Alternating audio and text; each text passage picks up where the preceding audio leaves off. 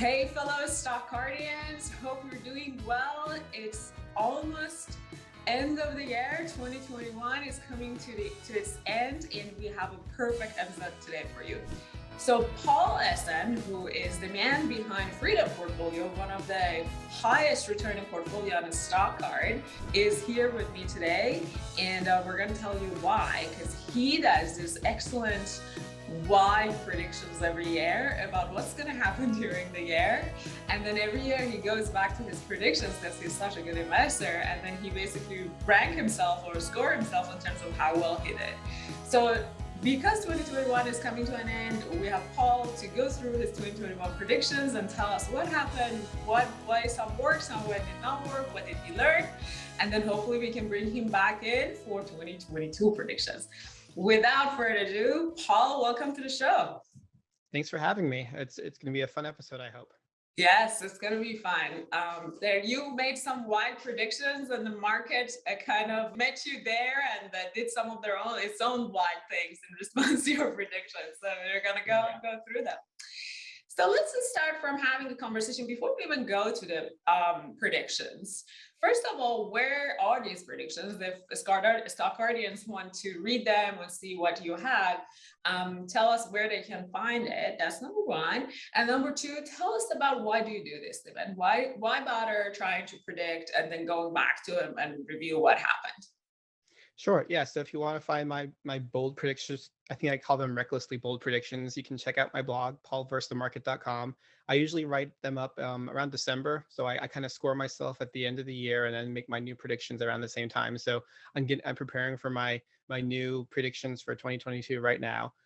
If you're having trouble finding it, you can just search for bold. You'll probably find it pretty easily there. And the reason why I decided to do this, so bear with me. I play fantasy football, and there's a fantasy football analyst called Matthew Berry who did something very similar, where every year he'd kind of come up with these predictions that he wasn't necessarily predicting that these things would happen, but there are things that he wouldn't be surprised that they would happen. So it's easy to say that the number one drafted running back is going to lead the league in rushing, but it might be kind of a bold and recklessly bold, one might even say, prediction to say that the 15th ranked running back is going to lead the league in rushing. And his idea was not necessarily to get them 100% right, but to maybe get 10, 20% of them right or something like that. And I kind of like that mindset because sometimes it's kind of easy to just say like, oh, I think the FANG stocks are going to do well. I think Microsoft's going to outperform the market, stuff like that. But it's there's a lot more to be gained if you can find those hidden gems. It's the same thing with fantasy football, right? Like if you can find those sleepers that can win you a league, it's kind of the same thing in investing. If you can find those up and coming companies that have the potential to really crush the market, that's where you can see a lot of alpha. And so that's why I kind of decided to do kind of a similar thing where it's not supposed to be like, oh, I think Google's going to do really well this year. It's not kind of, hopefully they're not boring, right? And ideally, honestly, if I get 100% of them right, that means I'm not being bold enough. It's something where I'm hoping that I get some right. Obviously, I don't want to be completely wrong all the time, but I want it to be crazy enough that I only get maybe 10%, 20%, 30% of them right, and the rest of them, hopefully, I get close to. But I want them to be bold, but also stuff that are achievable. That makes a lot of sense. I love that you say if I'm 100% correct, that means I'm just playing safe and I'm just like looking at things that everybody know. That saying, that old saying that in order to gain outsized return, you got to be somehow contrarian in the market. And then if all of your predictions are turning out correct, so you're probably not being contrarian, you're just like following the trend. And there's probably not enough outsized return in that prediction. How do you go about it though? Like, what is your process? Do you start from, let's say, reading a bunch of things about trends, or do you look at your portfolio and then come up with, or what is the starting point? Like, of all the universe of stocks, last year you chose about 5 or 6 companies that you talked about or tried to predict what's going to happen. How did you come down to these five trends? So I'm kind of lazy, right? Like I usually focus on my portfolio and the stocks that I follow because there's so many companies out there. It's kind of impossible to cover them all, especially when you've got 3 kids at home like I do and a full-time job. So mostly I stick with companies that I follow, which 90% of the time is going to be stuff in my portfolio. And usually what I'll look at is I'll look at companies that have performed really well, performed really poorly, or where I think there's a big discrepancy between where I expected them to be doing, how I expected them to be doing, and how they have been doing. And if there's a big discrepancy there, then sometimes I'll say, you know what, 2020 wasn't their year, but I think 2021 will be their year. Or this company I thought was doing really well, it hasn't been doing too well. Maybe they're going to get acquired because there's some value there, and maybe some other company's going to see some value there. Or sometimes it's kind of a contrarian thing where it's like this company doubled in 2020, and I think they can double again in 2021 because they've just that on fire, and there's so many tailwinds behind them. So uh, again, I try not to go with the obvious ones, right? Like, but I also try and go with stuff that makes sense based on trends and what I have in my portfolio. And then you call them reckless bold predictions. So do you take actions based on your predictions? Do you take reckless bold move actually based on what you predicted? Yeah. So I said before, I'm if I'm 100% right, then I'm doing something wrong. I do hope that I'm directionally correct, right? So if I'm saying that a company is going to double, then I'm hoping that it'll at least beat the market or maybe go up 50% or something like that, even if it doesn't quite double. So every prediction I make, I'm hoping is directionally correct. And yeah, I mean, my money's be where my mouth is for most of these. I think, like I said, most of these are companies that are my portfolio. There are companies I'm invested in. Usually, if I take a look and I'm predicting something's going to double, that's usually top of my watch list for something to add to once I free up some cash, usually by selling another position. So yeah, they're usually honestly, in some ways, it might be a little boring because the companies that I make predictions on are usually companies that I've written a lot about because I'm like, hey, there's a lot of opportunity here. So in that sense, they might be a little bit predictable, but I try to offset that by predicting outsized gains sometimes. I love it.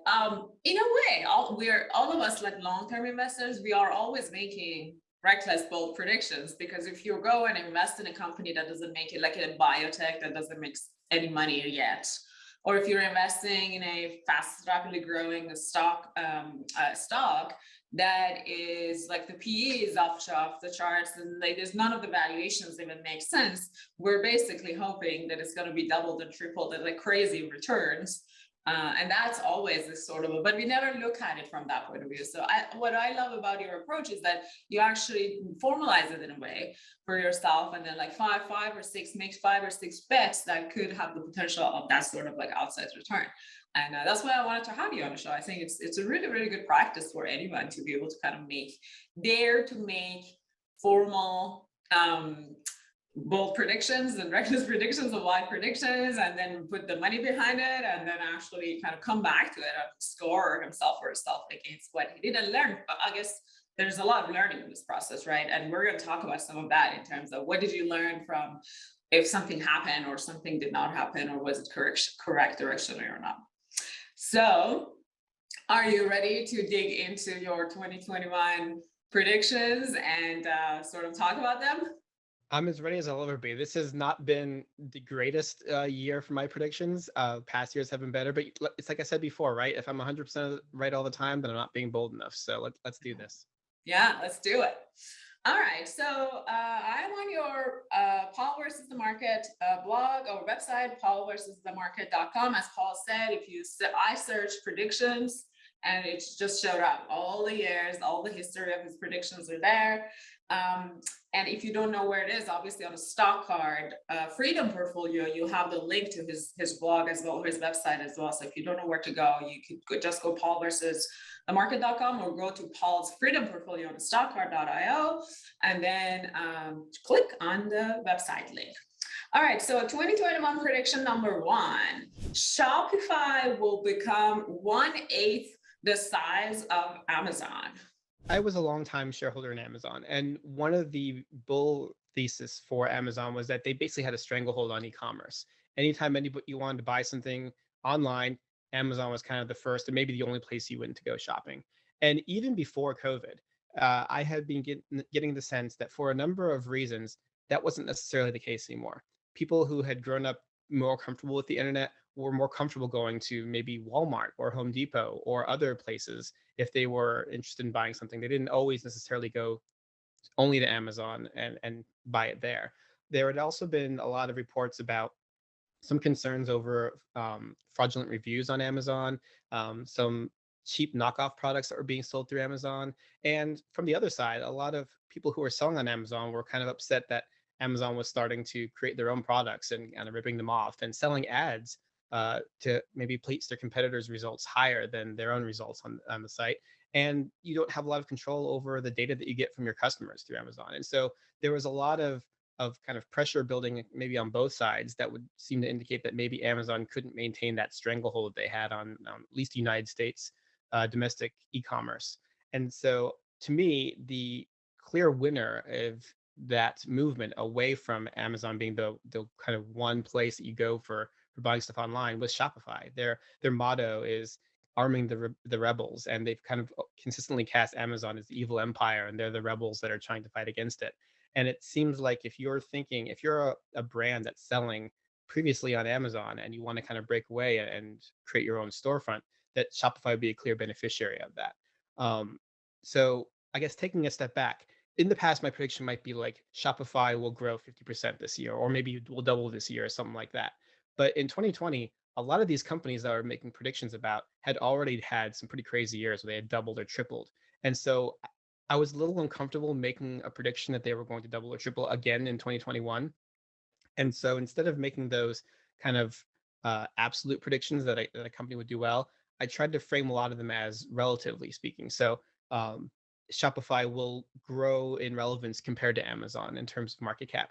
Now, it's not a great comparison because anyone who follows Amazon closely knows that a lot of Amazon's market cap is due to AWS and other stuff that's kind of unrelated to e-commerce. So it's a fun prediction to say that Shopify is going to the rebellion is going to continue making gains against the evil empire, and that's kind of what I was making my prediction based on. It was kind of the long-term trend of Amazon no longer dominating e-commerce and brands being able to create their own storefronts using Shopify. Yeah. Well, I mean, in a way, so yes, Amazon has a lot of its value coming from AWS, especially because it's very profitable business. So people give a lot of credit to Amazon because of its profitable AWS business, like high margin, basically very high margin business. Versus his retail side is not. Sometimes it's not even profitable, but it kind of balances it out. But if you turn it around as well on Shopify, Shopify also has all these ancillary um, uh, basically services. So it's not now only, what I really love about Shopify is it's not only just like a storefront for retailers, like individual retailers, smaller retailers, but it's basically a home to run their business. I think I was listening to one of these conference calls with their leadership team on Shopify, and I learned this from them. They say retailers log in, like online retailers who are on Shopify, log in to Shopify account as the home to run their business. And that's include their analytics, obviously inventory management, running the store promotions. Even I think they have, if I'm not mistaken, they have even this loan and financing business or something like that they're working on that allow people to have working capital. So it gets a lot of its also growth from those sort of non-retail aspects of its business. So I love that you're comparing these two together. It's a very good yardstick, basically. Yeah, and it hasn't come to pass yet. So I think when I made the prediction, Shopify was around 9% the size of Amazon, and to become 1/8, it had to get to about 12.5%.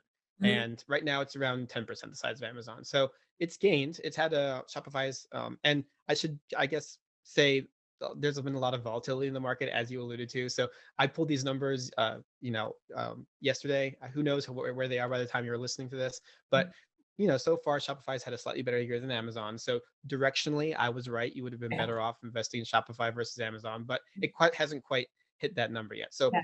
typically, I would score this as a loss, but it would be a prediction that I would have been somewhat happy with because I was on the right track. Yeah.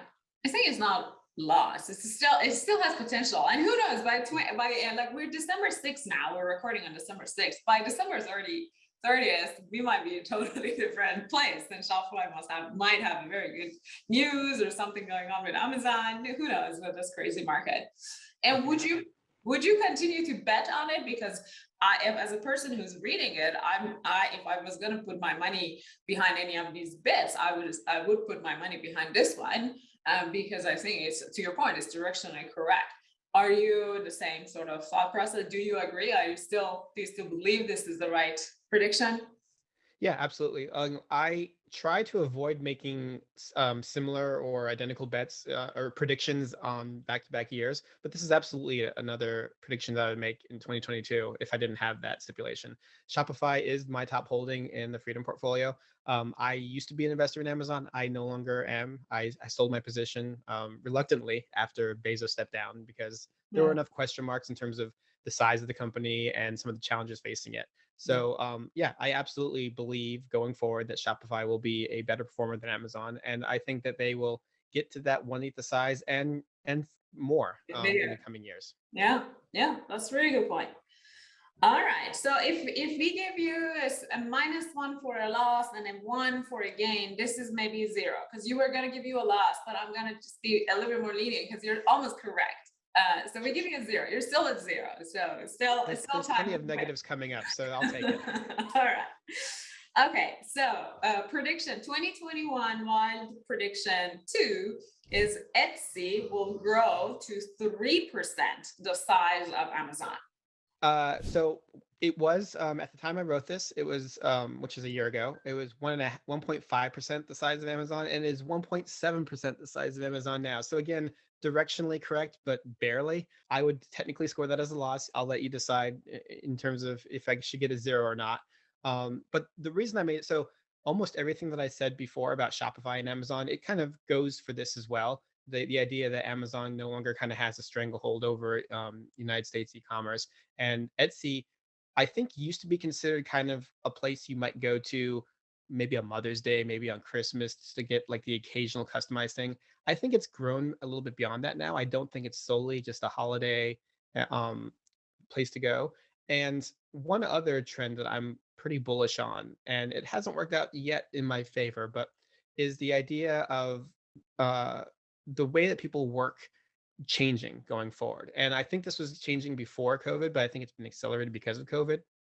The idea that a lot of people aren't content just going and being a 9 to 5 worker working for somebody else. I think there's been more of a trend towards people wanting to be entrepreneurial, wanting to start up side hustles, wanting to have a different type of work environment. And I think that also helps to play into Etsy's strength because who's the other side? Who's the sellers on Etsy? It's not like huge companies. It's not like the Nikes and the whatever, the Budweiser or whatever else. It's, usually individuals running like a kind of a side hustle out of their house, or maybe having a few employees. And so this prediction was mostly running on the same ideas behind that first prediction, but also the idea that Etsy could be a beneficiary of this trend towards more people kind of wanting to be entrepreneurial and starting up their own business.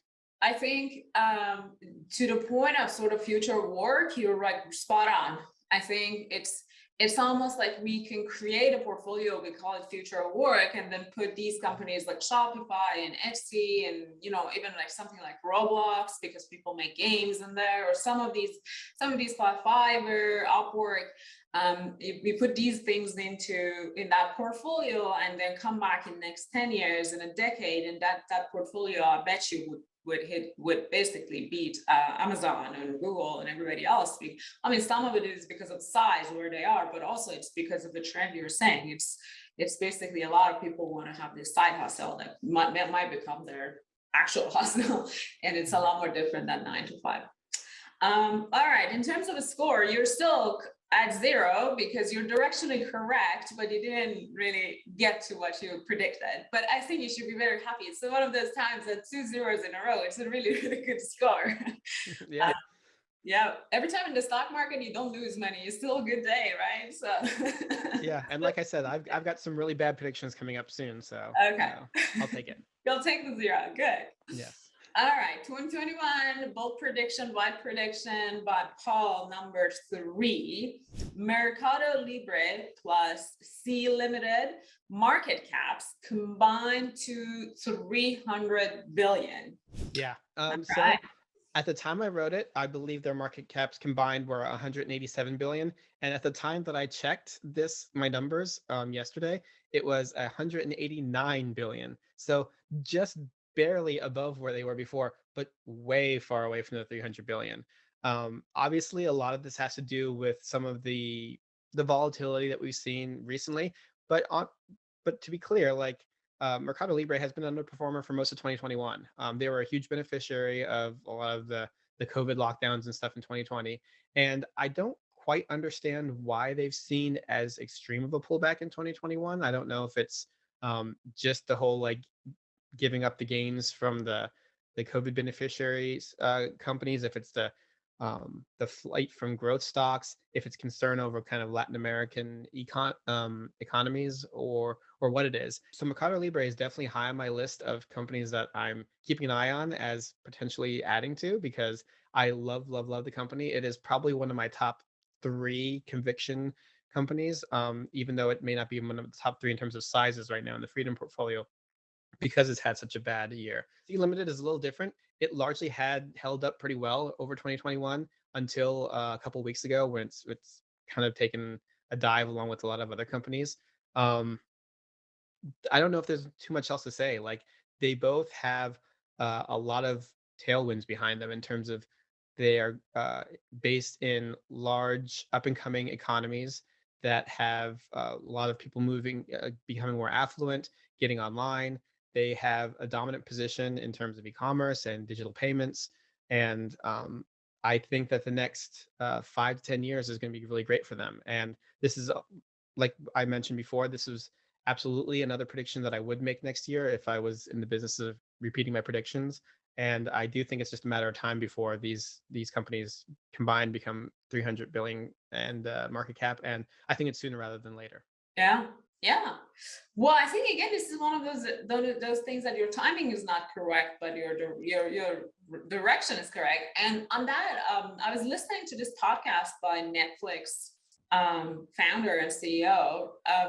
This is part of this Master of a Scale podcast series that I listened to, and it was very interesting related to timing.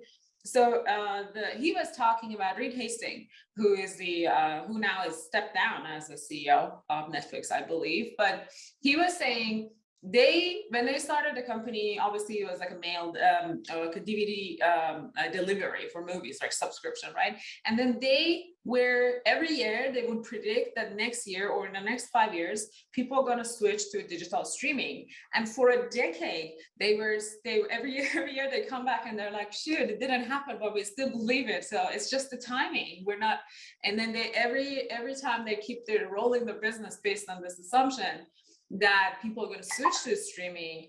And but somehow they went through the business and kept the business alive. And then at 1 year specifically, they had again another 5-year plan. And then within that year that they were planning, actually they had a huge turnaround in terms of people doing digital streaming.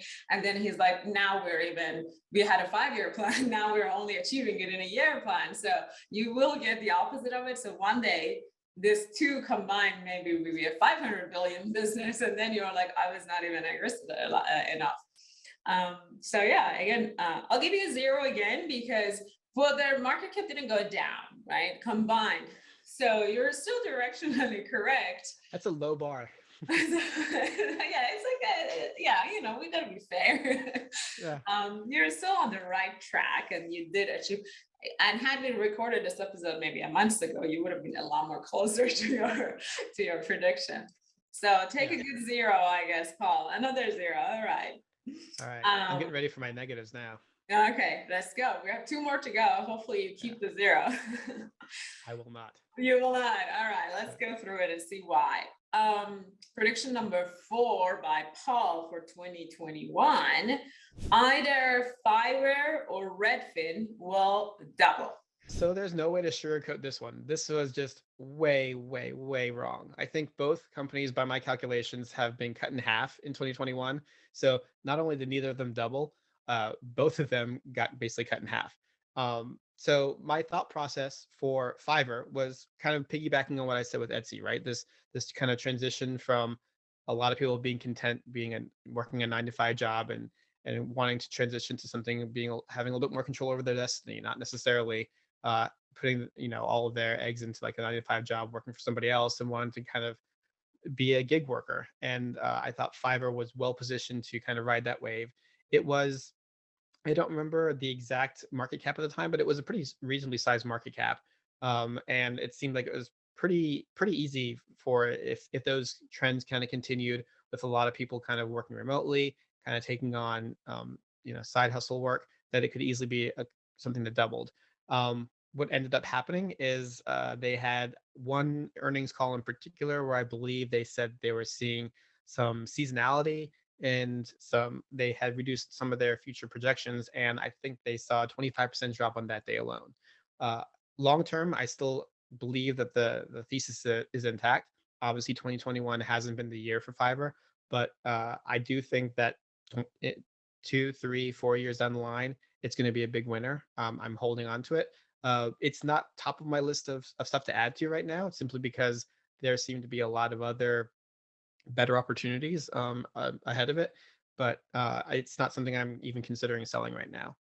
Redfin is an interesting case study because I think it's been kind of unfairly punished by factors outside of its control. So obviously, the housing market was completely on fire earlier in the year. It kind of ran up a lot higher than it probably should have. And then once the housing market started cooling down, I feel like it's gone down a lot more than it probably should have. Additionally, once Zillow had its disastrous exit from iBuying, for some reason, Redfin seemed to have gotten punished a lot uh, alongside with Zillow, which is kind of bizarre to me, because if anybody has been paying attention to Redfin in their earnings call, Glenn Kelman has always consistently, analysts have always been asking, why aren't you going stronger into iBuying? Why aren't you going stronger into iBuying? You look at Open Door, you look at Zillow, they're all going full, force into iBuying. And he has always consistently been very cautious, saying, I'm not sure that's the future of real estate, is going to be everything going through iBuying. And I think it's part of it's part of something that we can offer the customer, but it's not something that I think is going to be the only path forward. And as a result, Redfin has been very cautious. They haven't had nearly the problems of Zillow, and I think they should be rewarded for that. But instead, they seem to have been punished. So I'm still incredibly bullish on Redfin. It is something that I have added to over the course of this year, and so it's for that reason I'm not necessarily thinking of adding more right now. But I do think that um, this in particular, I think, is going to be a longer term story, because people don't buy and sell a house every year, right? If you have a good experience with Redfin, you may not be a return customer for 5 years down the line. And so a lot of the improvements they're making to the business are things that might not show up for a couple of years. Additionally, they're going to be very volatile. They're going to be affected by the real estate market and swings up and down, and that's kind of outside their control.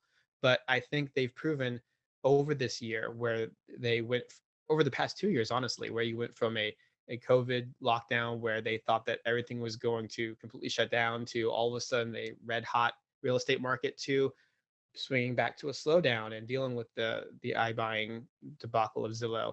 That leadership in Redfin has got things under control, and I'm really happy with how they've handled everything. So Mhm. it's not been the greatest pick. This is definitely, if I could get a -2, I would take a -2 here, but definitely a -1. But I do think that long term, that these things are both these companies are going to be big winners. Yeah, no, I'm with you. I own Fiverr, and it's obviously quite down from. I bought them the last time they got hit, and then I had a good run, and then it was really, really down. So it's on my list of probably adding.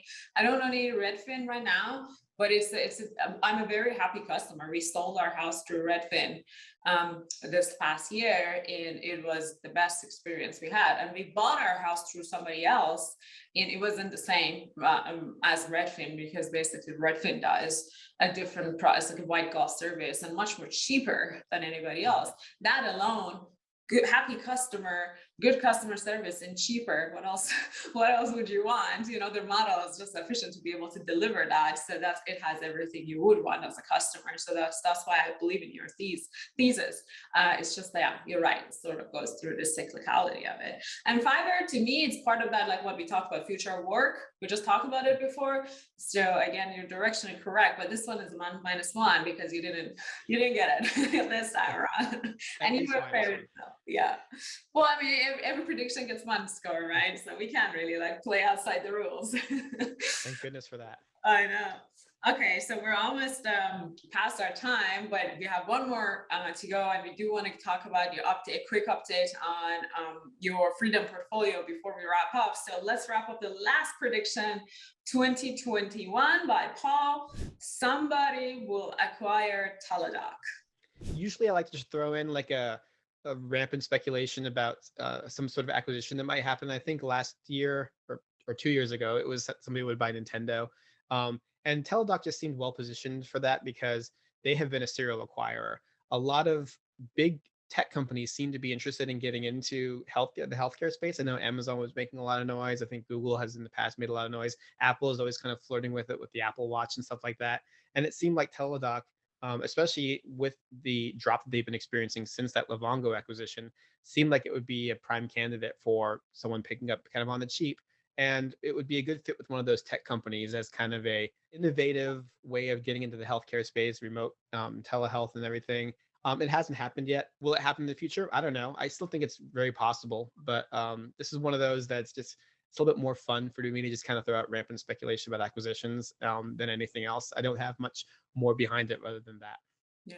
Well, I hope you're correct, or sometimes it happens in the next couple. I own a bunch of Teledocs, and I do believe in the business. And again, I look at it from a customer point of view, and it's just the experience. It's just my dad been using Teledoc during pandemic for his doctor visits and things like that. And you know, even if elder, like people who are like senior people who are not as comfortable with technology, find their way around the technology and can use it and feel comfortable using it, it is certainly sort of that that indication that this is the future and this is where we're going to go to move towards. It's just a matter of how the business, how fast it can grow and how much cash it can generate, all that good stuff. But again, it's part of my portfolio, so I am rooting, although I'm going to give you a -1 for this, but I'm rooting that you will have, it will be acquired at premium and we'll all be happy with our holdings. And I think Kathy will be happy as well with us because she owns some Teledocs in her portfolio, in her funds. Well, awesome. So we're at the end. Total score of -2 out of a potential of 5. But I think for effort and for directionally correct, we're going to give you a lot more score. But like, you know, the game's not like that. So you're going to take -2, but hopefully for your 2022 predictions, you're going to come back stronger. Well, so tell us 2 things. We're going to wrap up with last two things. One is, when are you going to have your 2022 predictions so we can read it and send it to the Stock Guardians so that they can read it? And second is a quick update on Freedom Portfolio. Yeah, sure. So I've already started brainstorming some ideas for my 2022 predictions. I haven't really put pen to paper, so to speak, yet.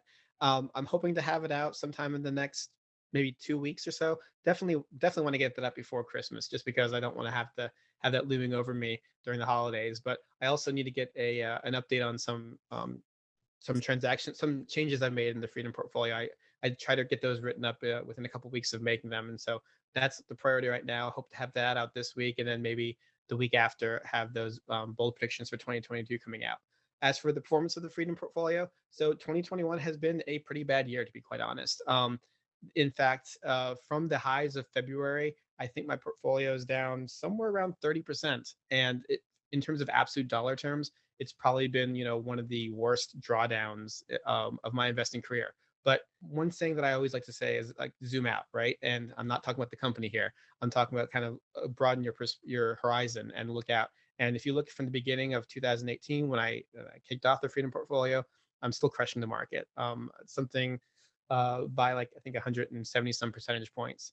And if you had asked me at the end of 2020 if 2021 was going to be a good year for the Freedom portfolio, I probably would have said maybe not, because again, it feels like a lot of growth was pulled forward with. I I think investing is always a combination of skill and luck, and I'm not afraid to say that I think I got pretty lucky in 2020 in terms of a lot of the companies that I was heavily invested in benefited from COVID and the lockdowns. A lot of e-commerce, a lot of online, telehealth and stuff like that.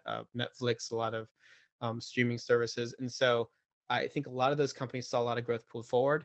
I'm not the type of person to try and time the market, so I wasn't necessarily trying to sell them at highs and then buy them back later. I suspected 2021 might be a bad year, but who knows? It could have just kept on skyrocketing higher, and so I'm going to hold on to it. I still have as much faith in these companies today as I did at the beginning of the year, as I did 2 years ago.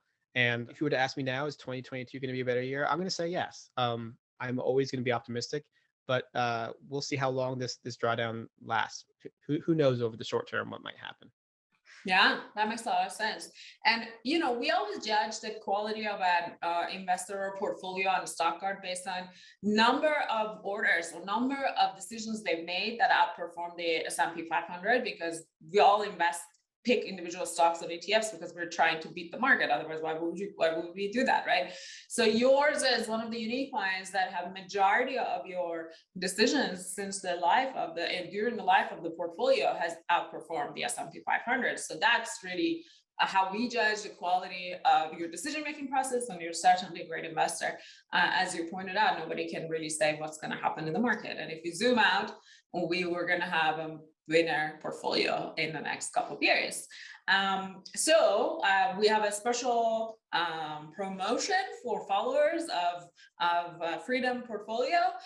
Since the market is on sale, we're doubling the promo for Paul promo code. So if you are not following Paul, you should go to stockcard.io Portfolio Center and find Paul's Freedom Portfolio and follow it, and then use promo code PAUL, PAUL, all lowercase, to get 20% off of your VIP subscription with StockCard. Again, we're matching markets being on sale, so we're giving you a double promo because Paul's gonna go and pick up some of the ones that are not doing as well because he believes in them, as you saw, as you heard. So make sure to take advantage of this double promo code. Again, it's promo code Paul, lowercase. It's 20% discount off of your VIP subscription. So hopefully you guys take advantage of it. You fellow stock guardians who are on the starter plan, and you'll follow Paul and see what are the stocks he's adding to his portfolio. And then we're gonna bring him back next year and see how he did after a year. Paul, any last words for the audience, listeners of Stock Guardians before we let you go? You know what? It's been stressful in the market recently, and it's been stressful in the market for some people. And I think for those people who have a short-term investing horizon, it's incredibly stressful. But for somebody who's not planning on retiring for a couple of years, I mean, this is great. The stocks are on sale. You haven't lost any money until you sold. So, if watching your portfolio is stressful, it's the holiday season. Just close your portfolio and don't worry about it. Come back in January and hopefully things are better. If it's still stressing you out, then just, close it again and go out for a walk. Don't panic, stay calm and zoom out. And yeah, just there's bigger and better things in life than investing. Investing is important, but so is spending time with family and not being stressed out about day-to-day stock market movements. Yeah, that's the word of wisdom. I love it. Thank you so much, Paul, for doing this. Thanks for sharing this insight. And then we'll bring you back with your 2022 predictions once you have it. Thanks again for spending the time. Bye, Sounds everybody. good. Thanks for having me. Bye.